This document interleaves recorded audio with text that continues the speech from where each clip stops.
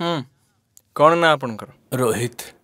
रोहित मो ना रोहित आज्ञा कहीं कांदुच नहीं आखि पूरा पानी हो गलानी बाहागर होईची केतोटी पिला दुईटा पिला दी जण स्त्री कहती माँ बापा पाख अब आपण कोठी रुहंती मु बाहर रोची सर कहीं किछि कारणरू कौन कारण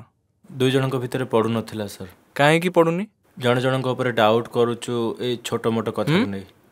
डाउट तो मते लागुनी से कारण रोहित बाबू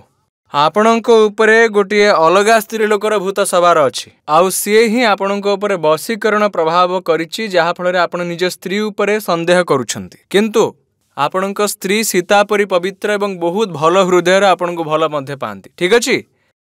बुझिले आपण संदेह करती ना तांको उपरे बहुत सुधुरी जातु घर लोक मान भयभीत करूछंती आत्महत्या कर धमक दौरान यह सत्य होउछि ना भूल कथा किछि कहूछि मु पूरा ठीक कहछंती गुरुजी गोटे तमरो गोड़ कटि जाऊ दुईटी गोड़ कटि जाऊ तथापि तम स्त्री तम सांगे रहिबे बुझिले।